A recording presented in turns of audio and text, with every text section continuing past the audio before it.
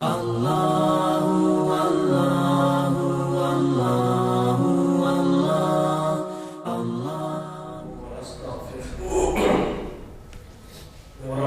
بالله من شرور أنفسنا ومن سيئات أعمالنا من يهده الله فلا مضل له ومن يضلله فلا هادي له وأشهد أن لا إله إلا الله وحده لا شريك له وأشهد أن محمدا عبده ورسوله أما بعد فإن خير الحديث كتاب الله وخير الهدي هدي محمد صلى الله عليه وسلم وشر الأمور محدثاتها وكل محدثة بدعة وكل بدعة ضلالة وكل ضلالة في النار.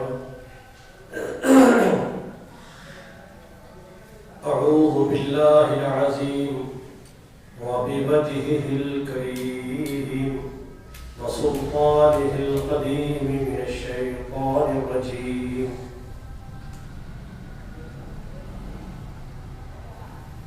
يا أيها الذين آمنوا لا تقربوا الصلاة وأنتم سكارى حتى تعلموا ما تقولون ولا جنوبا إلا عابري سبيل حتى تغتسلوا وإن كنتم مرضى أو على سفر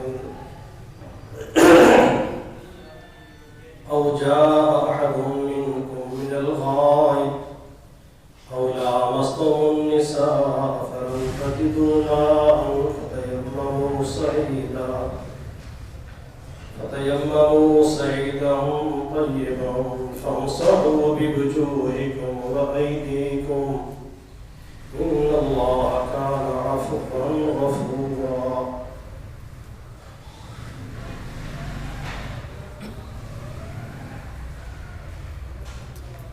اللہ عز و جل کی یہ منشا ہے اور میرے اللہ کی یہ خوشی ہے کہ اللہ کے بندے اپنی زندگی کو اللہ کی مرضی کے مطابق گزاریں. دنیا میں زندہ رہتے ہوئے کافی چیزیں ہیں جو انسانی حاجات سے متعلق ہیں. کھانا ہے، پینا ہے، سونا ہے، بیچنا ہے، بازار میں جانا ہے، خوشی غمی ہے، معاملات ہیں، ازدواجی زندگی ہے، فوتگی ہے، پیشاب پخانہ کے معاملات ہیں. ان تمام معاملات میں بھی انسان اگر ان کی ادائیگی میں اللہ کی تعلیمات کو مد نظر رکھے تو اس کا یہ ایک لمحہ بھی اللہ کے ہاں اجر و ثواب اور نیکی کا باعث ہے.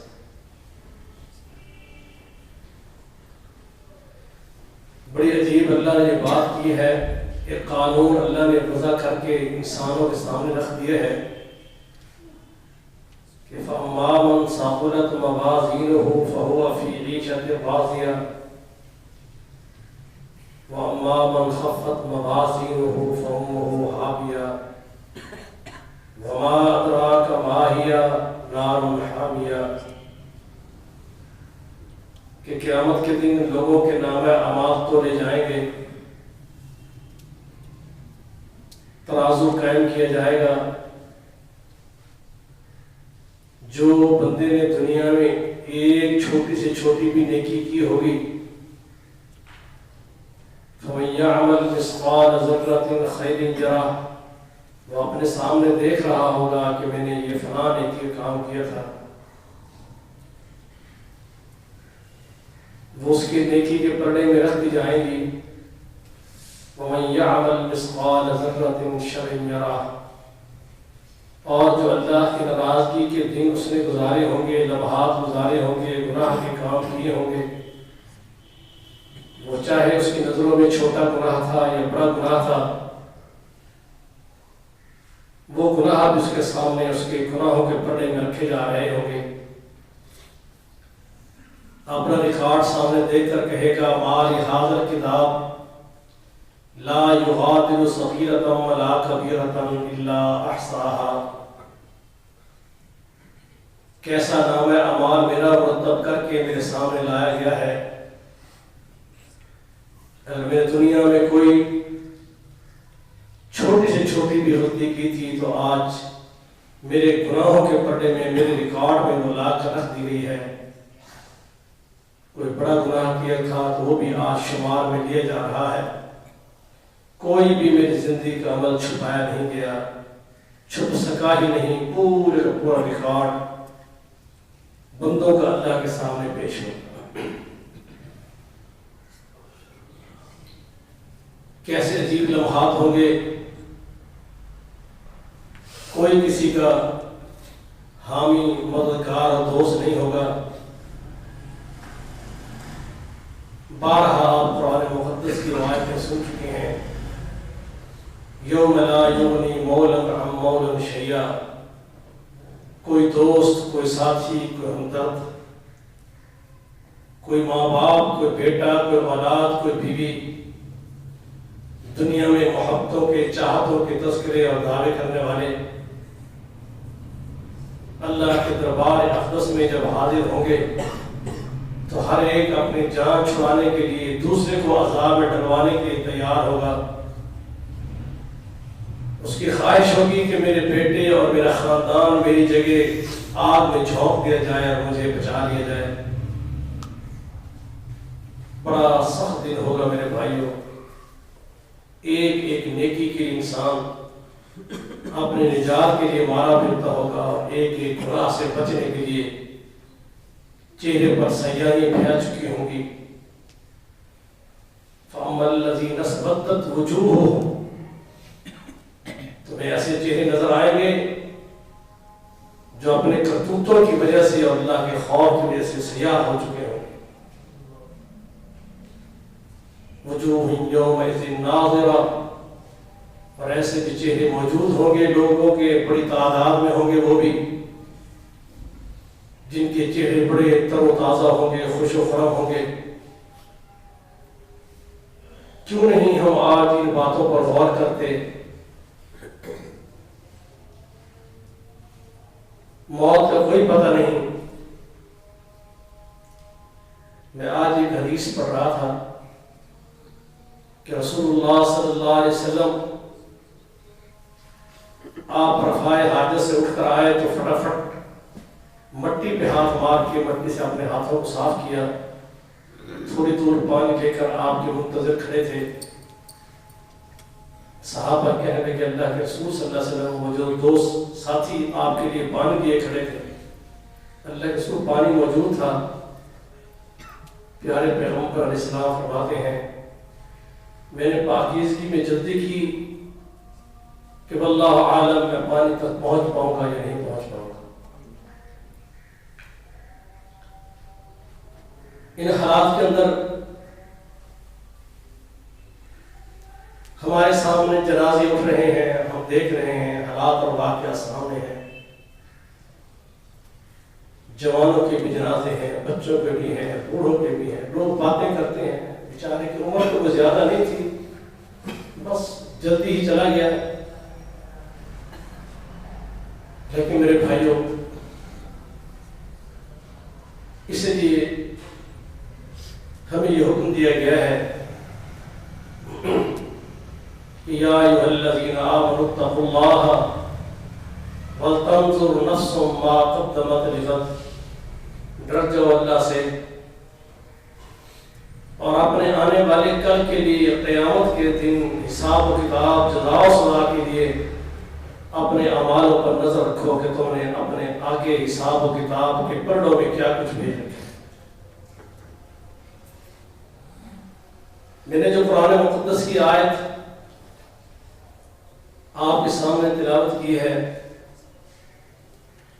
آپ جانتے ہیں کہ توحید اور رسالت کے اقرار کے بعد جو اسلام کے 5 بنیادی پلر اور ستون ہیں جن میں ایک سے بھی منحرف ہونے پر بندہ اسلام سے خارج ہو جاتا ہے۔ وہ پہلی بات شہادتین ہے، اللہ کی توحید کی گواہی، اس کے رب ہونے کی، کائنات کا مالک اور خالق ہونے کی، موت کے بعد وہ زندہ کرے گا، موت و حیات کا مالک ہے، لوگوں سے سوال و جواب ہوں گے، حساب و کتاب ہوگا، جزا سزا کے فیصلے ہوں گے، وہ پوری انسانیت کو موت کے آغوش میں لے جا کر دوبارہ زندہ کر دے گا۔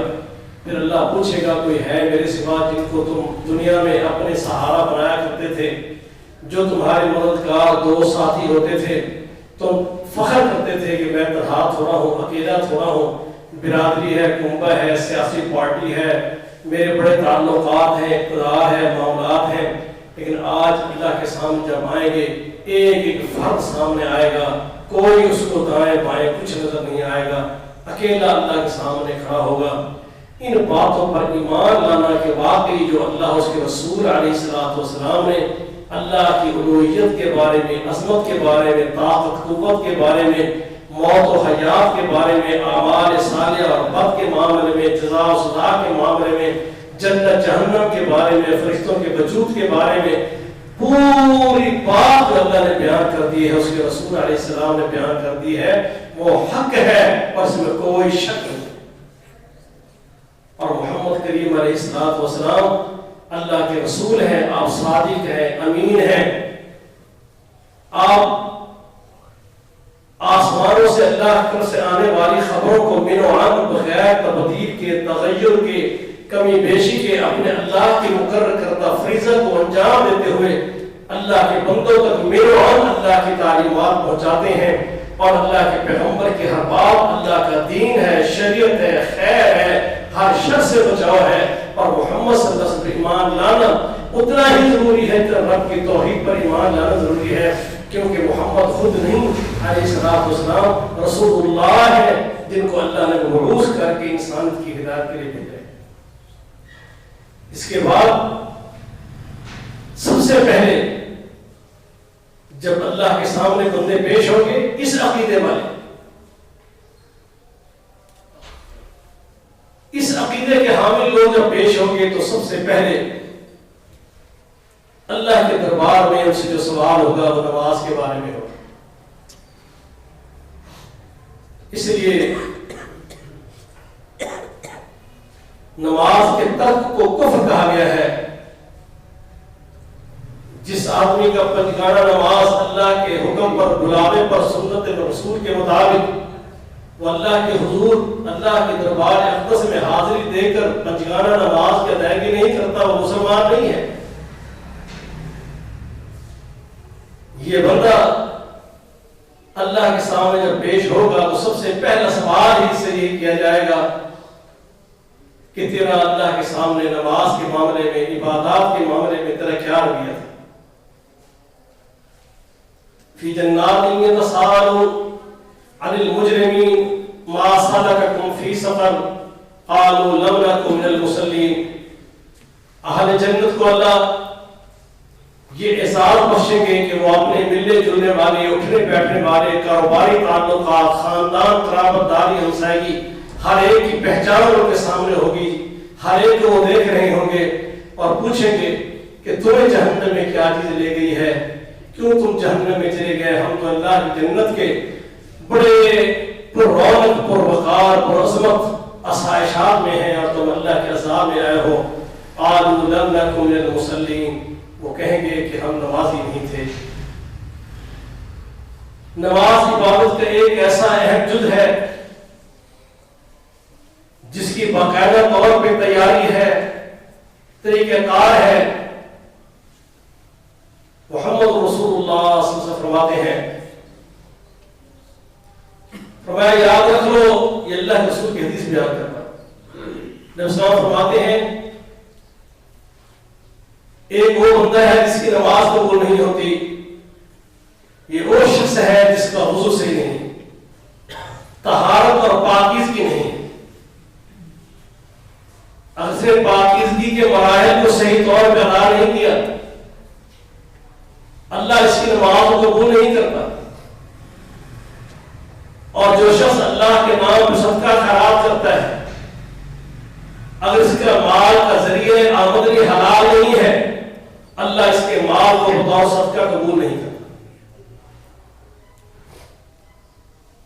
میں نے آج جو آیت پڑھی ہے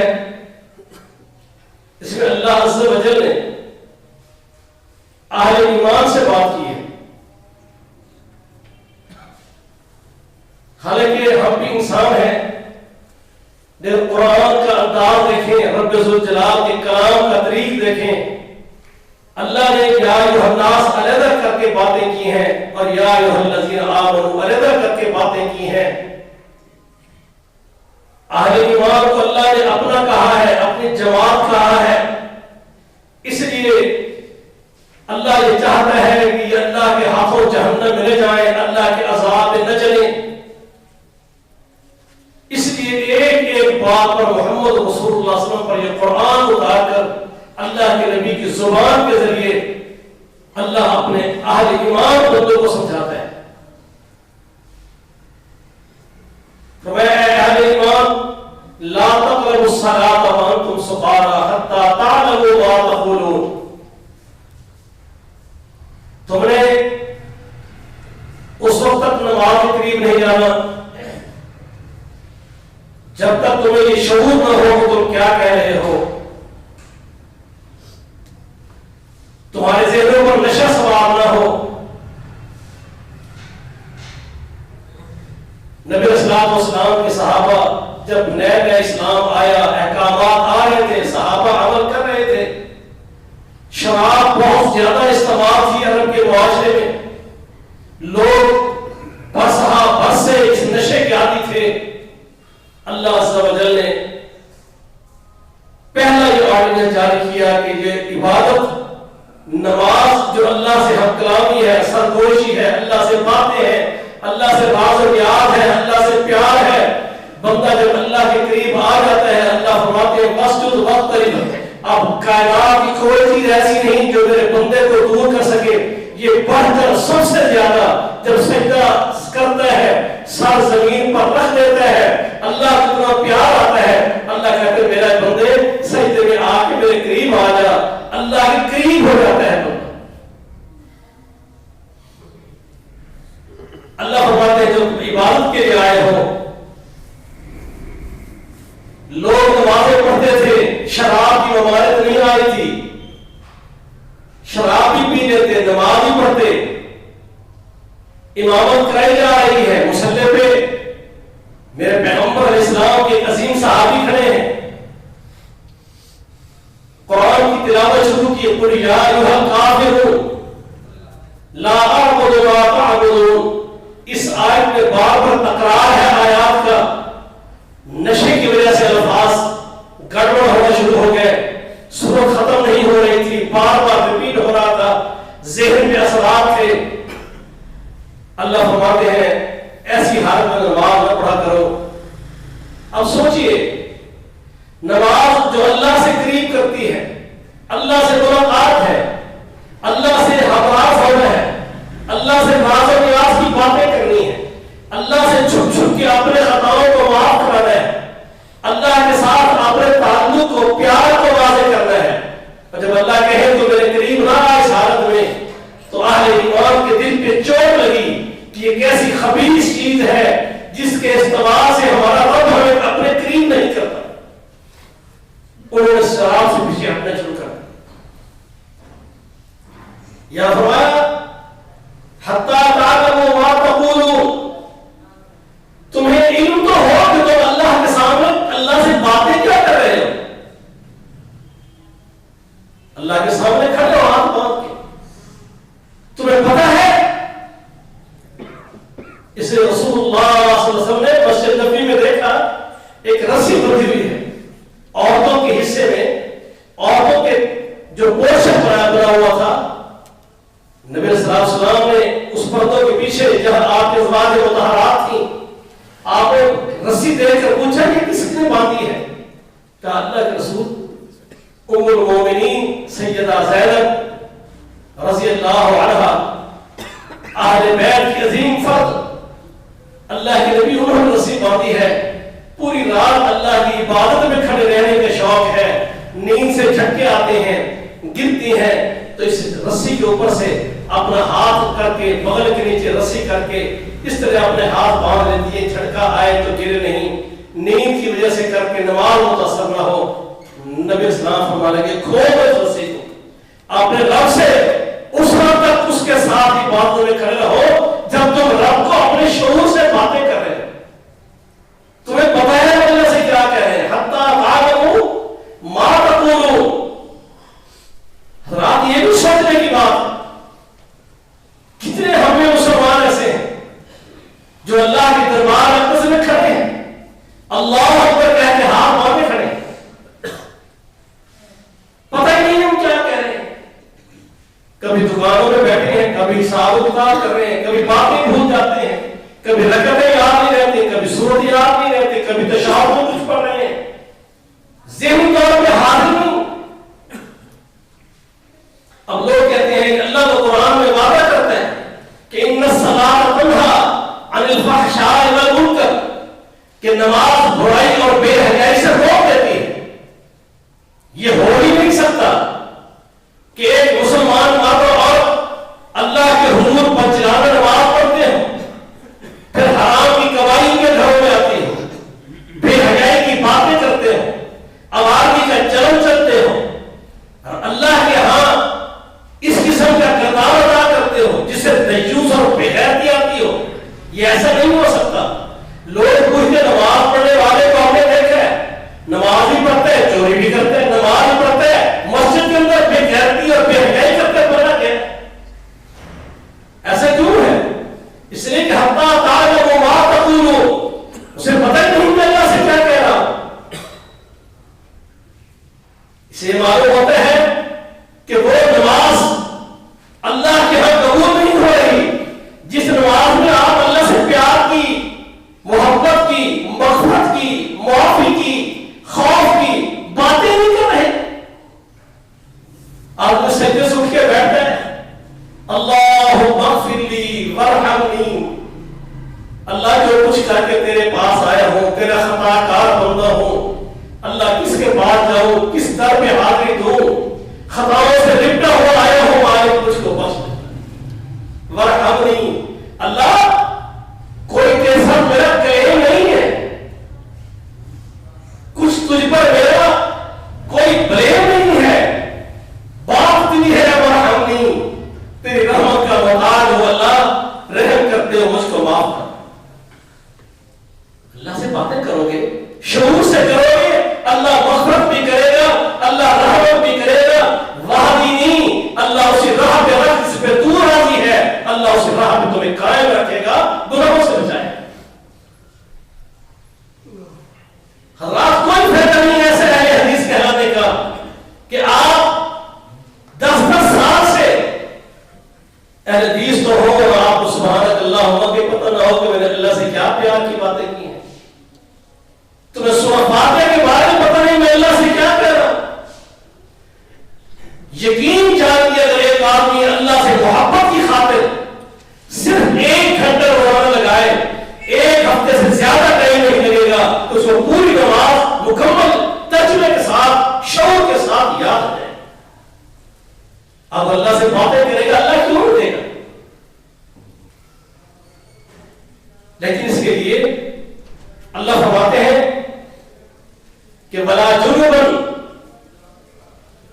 تمہیں جنابت کی حالت میں نماز کے قریب نہیں آنا، بغیر وضو کے نماز کے قریب نہیں آنا، پیشاب و پخانہ وغیرہ کی فراغت سے پاکیزگی کر کے اس کے بغیر نماز کے قریب نہیں آنا، اور اپنے مخصوص ایام میں ہے نماز کے قریب نہیں آنا، مسجد میں نہیں آنا۔ نبی علیہ الصلوۃ والسلام نے ایک مرتبہ اتنی پیاری بات کی، فرمایا میں اللہ کے نبی تمہارے لیے ایسے ہوں، شفیق، شفقت، محبت، خیر خواہی، جیسے کوئی باپ اولاد کے بارے میں ہوتا ہے، اس لیے مجھ سے سیکھو خیر کی باتیں، ہمدردی کی باتیں، سیدھی باتیں، اللہ کی ناراضگی سے بچو۔ اب تو کافی حالات بہتر ہو گئے. پہلے لوگ باہر جاتے رفاع حاجت کے لیے، عورتیں جاتی تھی، اب بھی دیہات میں جاتی ہیں. بعض اوقات محفل میں جاتے ہوئے لوگ کسی سفر کے دوران کھیتوں کے اندر چلے جاتے ہیں. رسول اللہ صلی اللہ علیہ وسلم کی تعلیم ہے، فرمایا جس جگہ میں لوگ پیشاب اور پخانے کے لیے جاتے ہیں وہاں پر جنات کی عام طرف رہتی ہے.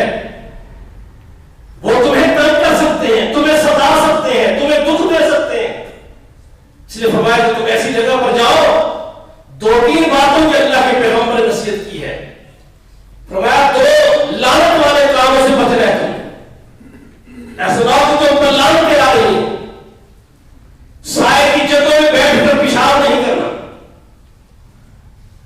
کیوں نہیں کرنا؟ سمجھ ہی آتا ہے حدیث سے کہ مسافر چلنے والے، آنے والے کوئی تھکاوٹ محسوس کر کے، کوئی ضرورت کے لیے، کھانے پینے کے لیے کسی سائے کے نیچے بیٹھنا چاہیں اور وہاں پیشاب اور پخانا اور غلاظت ہو، یہ اللہ کو پسند نہیں، کیونکہ تمہارے مومن بندوں کو پسند نہیں، انسانوں کو پسند نہیں. یہ بات لعنت کی وجہ بنتی ہے.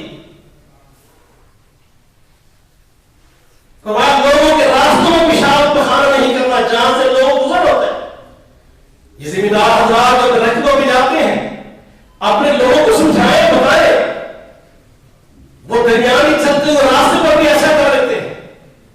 فرمایا بچ جاؤ ان 2 لعنت والے کاموں سے. فرمایا رسول اللہ صلی اللہ علیہ وسلم کی تعلیم یہ ہے کہ اس وقت تک اپنے جسم سے کپڑے نہ اٹھاؤ جب تک جتنا زمین کے قریب ترین ہو سکتے ہو اتنے قریب ہو کر کپڑے ہٹاؤ. ایک مقام پہ نبی اسلام سے پوچھا کہ اللہ کے رسول صلی اللہ علیہ وسلم، ہم کسی ایسی جگہ ہوتے ہیں جہاں دور دور کسی آبادی کا، انسان کا، بندے کا کوئی نام نشان نہیں ہوتا. نبی اسلام فرمانے لگے یہ تربیت کیسی ہے؟ فرمایا تمہارا اللہ زیادہ حق رکھتا ہے اس بات کا کہ تم اللہ سے حیا کرو.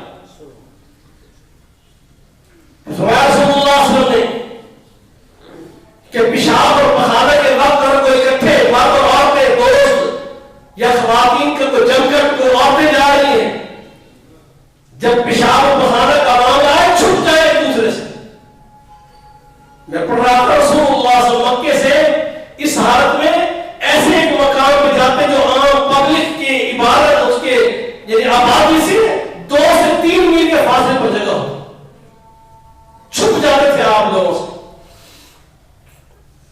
فرمایا اگر کوئی آدمی جو کپڑوں سے ہٹا ہوا ہے، شرمگاہیں کھلی ہیں، کوئی مرد ہے یا عورت ہے، اس حال میں اگر وہ ایک دوسرے سے ہم طرف ہوتے ہیں، باتیں کرتے ہیں، وہ باتیں کرنا شروع کرتے ہیں ننگے پاؤں میں اور آسمان میں منکرات ناراض ہونا شروع ہو جاتا ہے. کوئی اس چیز کی یاد نہیں. اکثر و بیشتر شادیوں کے فنکشنوں میں عورتیں اپنے کپڑے تبدیل کرتے ہوئے ایک دوسرے کے ساتھ رہتے، ایک ہی جگہ ایک پانچ ساتھ، کوئی اپنے جسم کے سطر کا خیال نہیں کرتا. نبی صلی اللہ علیہ وسلم سختی سے منع فرمایا. رسول اللہ صلی اللہ علیہ وسلم نے صحیح بخاری سے مسلم کی حدیث ہے کہ اللہ کے پیغمبر 2 قبروں سے گزرے، ان قبر والوں کو عذاب ہو رہا تھا. نبی صلی اللہ علیہ وسلم فرماتے ہیں کہ ان کو عذاب کسی بڑے گناہ کی وجہ سے نہیں ہو رہا. معلوم یہ ہوتا ہے کہ وہ عذاب جن کو ہو رہا تھا مسلمان تھے، اس لیے کہ مشرک اور کافر کے بارے میں اللہ کے نبی شفاعت نہیں کرتے. اور وہاں رسول اللہ صلی اللہ علیہ وسلم نے 200 ٹہنیاں توڑ کے ان قبروں پہ ڈالی. فرمایا کہ میری شفاعت کے سبب اس وقت تک ان کو عذاب ہٹا لیا جائے گا، تخفیف کر دی جائے گی جب تک یہ خوشی نہ ہو جائے. یہ ہر بندے کا عمل نہیں. نبی اسلام نے ساری قبروں پہ نہیں پھینکا، کبھی صحابہ نے یہ عمل ہمیشہ نہیں کیا. یہ اللہ کے نبی کا معجزہ تھا. اللہ کے نبی کو بتایا گیا کہ یہ 2 قبریں ہیں، ان پر آپ نے ایسا کرنا ہے. نہ یہ آئندہ امت کے لیے تھا کہ پاگلوں کی طرح لوگ ٹہنیاں توڑ توڑ قبروں پھینک رہے ہوتے ہیں. نہ اللہ کے نبی کی شفاعت کسی کے پاس حق ہے کہ اسے قبول کر لی جائے. لیکن میں بتانا یہ چاہتا ہوں اللہ کے رسول کیوں ان کو عذاب ہو رہا ہے.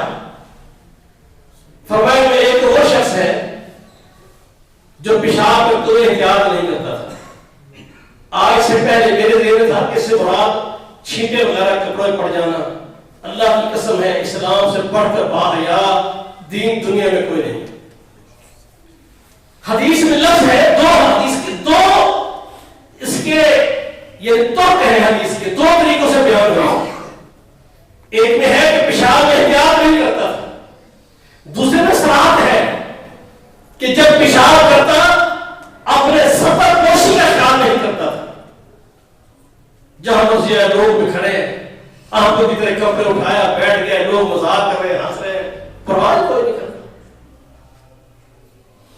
پیشاب کی پلیدگی سے، چھینٹوں سے، اور اس کے ساتھ پیشاب کرتے ہوئے سطر پوشی کا خیال نہ کرنا. پودوں کی اوٹ میں، درختوں کی اوٹ میں، ٹیلوں کی اوٹ میں، کسی ایسی جگہ کھڈوں میں، ایسے مقام پہ جا کر تمہارا رب یہ چاہتا ہے کہ یہ بندہ حیا کا پتلا ہو، یہ کہیں لوگوں کے سامنے اپنے ننگے پن کو ظاہر نہ کرتا. اور جب پیشاب بہانا کرو تو میں قبلے کے رخ پیٹ نہیں کرنی اور قبلے کے رخ منہ بھی نہیں کرنا. اور ایک حدیث میں اللہ کے رسول فرماتے ہیں جو شخص پیشاب کرتے ہوئے اللہ کے شعار یعنی بیت اللہ کا حیا اور پاس طرح کرتا ہے کہ نہ پیٹ کرتا ہے نہ اس کے ساتھ لیے رخ کرتا ہے، اللہ اس کے لیے ایک نیکی اس کے نام اعمال ملتے ہیں اور ایک گناہ کو مٹا دیتے ہیں. کوئی تمہیں معلوم نہیں کہ کتنا بڑا گناہ تیرے سر پہ کھڑا ہے جو تیرے معمولی پیشاب تمہیں ویسے ہی کرنا ہے. تیری حاجت ہے، تیری ضرورت ہے. اگر تو یہاں اللہ کے نبی کی تعلیم کو رکھ کر اس کا حیا کر لے تو اللہ تیرے لیے کوئی تیرے بڑے گناہ کو مٹا دے گا، تیرے نام اعمال میں نیکی لکھ دے گا. فرمایا اللہ کا رسول بری ہے. میرے بھائیوں یہ وہ باتیں ہیں جو میں آج بتا رہا ہوں جن کے ہم احتیاط نہیں کرتے. فرمایا اللہ کے نبی برات کا اعلان کرتے ہیں، کوئی تعلق نہیں ان لوگوں سے میرا. کن سے؟ جو مشروب میں سانس لیتے ہیں، پانی پی رہے ہیں اس کے اندر سانس لینا شروع کر. فرمایا اپنی استنجا دائیں ہاتھ سے کریں، شرمگاہ کو دائیں ہاتھ ٹچ کریں. اللہ کے نبی سے بری. مانا کیا ہے؟ یوں خوف ہوتا ہے کہ شاید اللہ کے نبی شفاعت کے وقت اس سے ناراضگی کا اظہار کر. فرمایا وہ شخص جو گوبر اور ہڈی سے استنجا کرتا ہے بتا دو لوگوں کو اللہ کے نبی اس سے بری ہے. کون سی باتوں کا احساس کرے گا؟ کس کی ذمہ داری ہے؟ نبی صلی اللہ علیہ وسلم نے بہت ساری چیزیں بتائی. حضرات اس ان باتوں کا خاص خیال رکھیں. کوئی اور مرد کیسی تعلیم نبی صلی اللہ علیہ وسلم نے دی ہے. اگر وہ صبح جاگے، ام سلمہ رضی اللہ تعالیٰ عنہا نے اللہ کے نبی سے سوال کیا. ایک عورت آئی ہے، اس نے مجھ سے آ کر اللہ کے پیغمبر دین کا مسئلہ پوچھا. یہ پیغمبر علیہ السلام کی ازواج مطہرات امت کے لیے، عورتوں کے لیے بہت بڑی یونیورسٹی تھی. ایک عورت ہے، اس نے مجھ سے سوال کیا، اللہ کے پیغمبر پوچھ رہی ہے. مانا کیا تھا کہ اللہ کے نبی سے پوچھیں. اگر میں خواب میں ایسی بات دیکھوں جو مرد احترام کی صورت میں دیکھ لیتے ہیں تو میرے لیے کیا حکم ہوگا؟ نبی صلی اللہ علیہ وسلم فرمانے لگے آپ نے مرد اور عورت دونوں کے لیے حکم دیا. اگر صبح جاگ ہو اور کپڑے پر تری اور گیلا پن محسوس کرے، خواب یاد نہ بھی ہو، غسل لازم ہے، عورت پر بھی اور مرد پر بھی. اور اگر خواب دیکھیں، صبح خواب تو یاد ہے لیکن کپڑے پر کوئی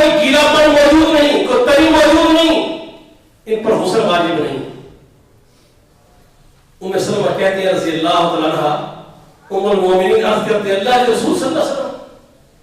جس طرح مرد احتلام کی صورت میں اپنے کپڑے گیلے کر لیتے ہیں عورت کے بارے میں یہ کیسی بات ہے؟ کیا اس کے ساتھ بھی ایسا ہوتا ہے؟ اور میں کہ ام سلمہ دونوں کے پانی کا کاس، حدیث کا مفہوم بیان کر رہا ہوں، دونوں کے پانی کا کاس بچے کی تخلیق کا سبب بنتا ہے.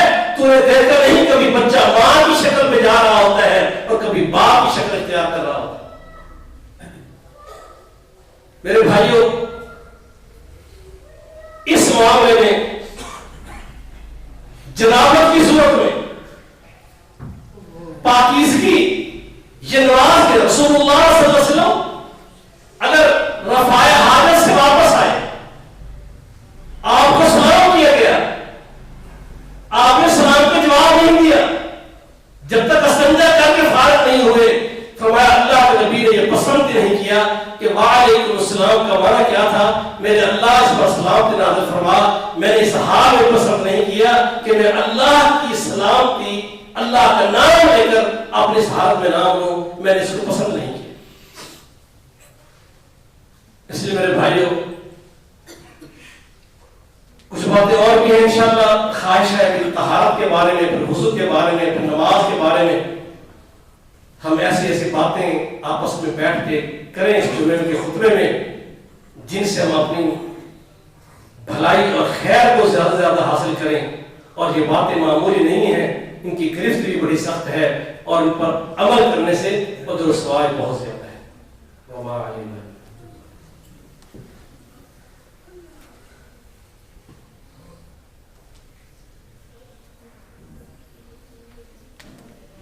الحمد لله نحمده ونستعينه ونستغفره نعوذ بالله من شرور انفسنا ومن سيئات اعمالنا من يهده الله فلا مضل له ومن يضلل فلا هادي له واشهد ان لا اله الا الله وحده لا شريك له واشهد ان محمدا عبده ورسوله. اما بعد فان خير الحديث كتاب الله وخير الهدي هدي محمد صلى الله عليه وسلم وشر الأمور محدثاتها وكل محدثة بدعة وكل بدعة ضلالة وكل ضلالة في النار. رسول اللہ حدیث علیہ الصلوۃ والسلام کہ جب تم واش روم میں جاتے ہو تو وہاں پر پیشاب نہیں کرنا. آج کل تو واش روم کی بناوٹ ہی ایسی ہے کہ پیشاب کا پورشن WC رہتا ہے اور کیا رہتا ہے، لیکن اس کا خاص احتیاط ہونی چاہیے کہ آدمی اپنے پیشاب کی چھینٹے وغیرہ اس کے نہانے کے پورشن میں نہ جائیں، لیکن اسے ذرا محسوس ہو تو اس کو دھو لینا چاہیے. نبی صلی اللہ علیہ وسلم نے فرمایا کہ گھروں کے اندر وہ برتن جن برتنوں سے تم اپنے ہاتھ دھونے یا کوئی اور چیز کام کرنے کے ذاتی ضروریات کے کام جس سے لیتے ہو، ان برتنوں میں پیشاب نہیں کرنا. یہ نہیں کہ آپ دھو لیں، کرنے نہیں. ہاں علیحدہ بات ہے کہ کسی بچے چھوٹے سے کوئی ایسا ہو گیا تو آپ اسے صاف کر دیں، دھو دیں، لیکن شرعی طور پہ منع کیا گیا ہے کہ ایسے برتنوں کا استعمال تم نے پیشاب کے لیے نہیں کرنا جن برتنوں کا استعمال تم عام حاجات کے لیے کرتے ہو. اور واش روم کے اندر جہاں تم نہانے کے لیے جو استعمال کرتے ہو وہاں پیشاب نہیں کرنا. اور جب تم ایسی جگہ پر جاؤ جب تم اپنے کپڑے ہٹاتے ہو، اپنا سطر پوشی کھول دیتے ہو، تو فرمایا وہاں یہ دعائیں پڑھ کے جایا کرو کہ اللہم انی اعوذ بک من الخبث والخبائث. میرے اللہ یہ خبیث جن ہے وہ مادہ ہے یا نر ہے، مذکر ہے یا مؤنث ہے، یا اللہ ان خبیثوں سے جو مجھے عزیز و دکھ پہنچ سکتی ہے اللہ مجھے اس سے بچا لینا. کیونکہ جب بندہ اپنے کپڑے ہٹاتا ہے تو جنات کا اس کے ساتھ غربت کے چانسز اور آنے جانے کے چانسز ان راستوں میں، وہ کسی صحرا میں ہے، بازاروں میں ہے، کسی مقام پر بھی یا بند واش روموں میں ہے جہاں وہ اپنے کپڑے ہٹاتا ہے، اس کو چاہیے کہ وہ اللہ سے پناہ مانگ کے وہاں پر جایا کرے. اور جب صبح اٹھے، نبی السلام کی حدیث ہے جب وہ صبح اٹھے اور وضو کرے، جب بھی نیند سے جا کے وضو کرے تو اس کے لیے لازم ہے کہ وہ جو اپنے ناک میں پانی ڈالے تو 3 دفعہ ناک میں پانی ڈال کے وضو کرتے ہوئے اوپر کھینچ کے خوب جھاڑے، کیونکہ شیطان رات کو اس کے نتھروں میں پسیرا کرتا ہے۔ اللہ کے رسول نے فرمایا ہے ممکن ہے میرے اور آپ کے عقل میں نہ آئے، حدیث صحیح ہے رسول اللہ صلی اللہ علیہ وسلم کی، اس پر ذہن میں کوئی بدخوئی بدنصیبی نہیں آنی چاہیے، کیونکہ جنات کی مخلوق علیحدہ ہے، اس کے بسیرے اور کھانے پینے کے انداز بھی بندوں سے مختلف ہیں۔ قرآن پاک اللہ فرماتے ہیں یہ سورج اللہ کو سجدہ کرتا ہے، چاند اللہ کو سجدہ کرتا ہے، پہاڑ اللہ کو سجدہ کرتے ہیں، درخت اللہ کو سجدہ کرتے ہیں۔ اب کوئی عورت سوچے یہ سورج، اس میں حج میں آپ پڑھ کر دیکھیں، اگر دماغ میں یہ قرآن کا درخت میں نے تو کبھی نہیں دیکھا، جب سے دیکھا ہے سیدھے کا سیدھا کھڑا ہے، کبھی نہیں دیکھا الٹا لٹکا ہوا سجدہ کر رہا۔ یہ ہمارے ذہن کی خامی ہے۔ خدا اللہ اس کے رسول کے فیصلوں پر اپنی عقل کو ان کے تابع رکھیں۔ اللہ اس کے رسول دنیا کے ہر شخص کی بات کو عقل پر پرکھنا ضروری ہے، لیکن اللہ کی وحی عقل اس کے تابع ہونی چاہیے۔ اللہ تعالیٰ سے دعا ہے کہ مجھے اور آپ کو کتاب و سنت کا صحیح شعور اور ہر اس بات میں رسول اللہ صلی اللہ علیہ وسلم نے نصیحتیں کی ہیں عمل پیدا ہونے توفیق عطا فرمائے۔ سبحان ربک رب العزت عما یصفون وسلام علی المرسلین۔